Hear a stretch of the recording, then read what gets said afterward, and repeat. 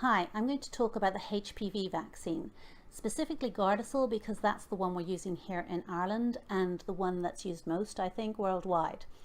The government here tells us to get our information from reliable sources, so I would suggest you go to look at the full prescribing information, which is 28 pages and produced by the manufacturer of Gardasil, Merck Sharp and Dohme. There's a link in the post and you can find it that way.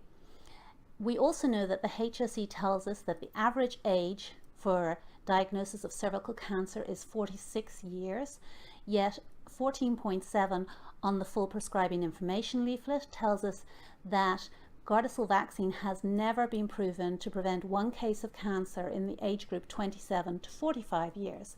So I would like to know how the government and medical professionals are saying that Gardasil is preventing cancer, because that's not what the full prescribing information leaflet is saying. And is this just a mathematical projection that they're quoting? I'd like to know where their resources are.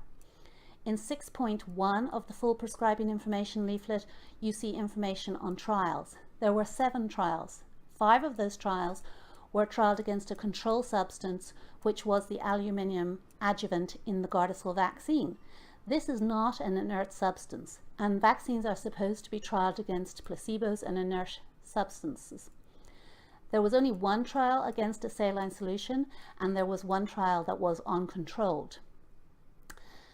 We know that the adjuvants in vaccines are only just being researched as to their mechanism of work, how they work.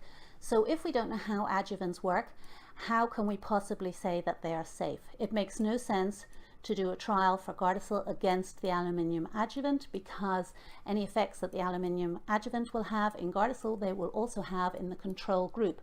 So those 5 trials out of the 7 that were against the aluminium adjuvant are null. They don't stand for anything. There were 258 serious adverse reactions reported out of an entire population study of just under 30,000. So that means 1 in every 114 individuals had a serious adverse reaction. That's a high risk. That's much higher than we are being told for serious adverse reactions. We are told that 128 of those adverse reactions happened in the Gardasil group, and we're told that 130 happened in what they're calling a placebo group, but really they've lumped together the aluminium group and the saline group. Now the saline group was only 594 people out of the whole group of just under 30,000. That's a very small amount. And actually the aluminium group was over 13,000, so it accounted for 95% of this placebo group. So if it accounted for 95% of the placebo group, we can assume that of the 130 reactions attributed to this group, most of them will have been in the aluminium adjuvant group.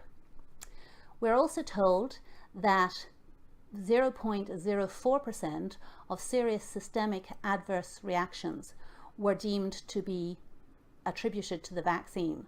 We are not told what criteria they used to decide that 99.96% of serious systemic adverse reactions were not vaccine related.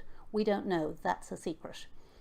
So what we are told is that of those serious adverse reactions, 47 were attributed to Gardasil, 36 to the aluminium adjuvant, and only 1 to the saline group.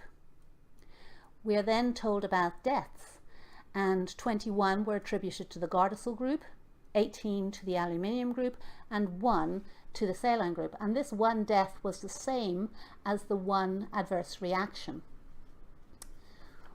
We then find out in 13.1 that the vaccine has never been tested to see if it causes cancer or DNA mutations. Then if we go to another reputable source, the World Health Organization, they have a database for reporting adverse drug reactions. And on this database, there are 76,000 387 adverse reactions reported for the HPV vaccines. That's a large amount. So how can governments and medical officials be saying that there aren't adverse reactions and that the Gardasil vaccine is safe when it's clearly got these reports? 55% of these reports are in the age group 12 to 17, which corresponds with the girls who are saying that they were affected by the vaccine. But what is worrying also is that some of these adverse reactions reported to VIGI-Assess, which is the WHO database, were in the age groups 0 to 27 days and 28 days to 23 months. This vaccine, Gardasil, was, and also Cervarix, because it's the HPV vaccines this reaction is for, were never tested on this age group. So how come it's been given to this age group? I would encourage you to read all of the full prescribing information leaflet, because there is a lot more information there in the 28 pages, and you can understand a lot more about the vaccine. I'd also encourage you to research cervical cancer to know that there are 3 precancerous stages, CIN 1, 2 and 3, and then 3 stages for cancer, 1, 2 and 3. So if we have a regular pap smear, we get to catch the precancerous stages and we can treat them. And what we do know is that when regular cervical screening was brought in countries such as America, the cervical cancer rate dropped by 50%. In Ireland, we were late bringing in regular cervical cancer screening, and so we actually have a higher rate of cervical cancer than some other countries. However, if you look at the graph for the drop in cervical cancer, it starts about 2 years after cervical cancer screening was brought in. I would encourage you to listen to testimonials of people who have had adverse reactions to the vaccine. I would also encourage you to research the vaccine. Use research resources such as PubMed to read all the studies on the vaccine. And then I would say to you, there's an ABC: assume nothing, believe nothing, and check everything for yourself. Do not base your decision on what I say, what anybody else, such as the government or the medical professions, are saying. Base it on your own research, because both vaccines and diseases carry risks, and you're the one who has to live with that risk. So you need to weigh up the risks and see which is higher for you. Is it the risk with the vaccine, or is it the risk with the disease? And then you make your informed decision for yourself or your own child. Thank you.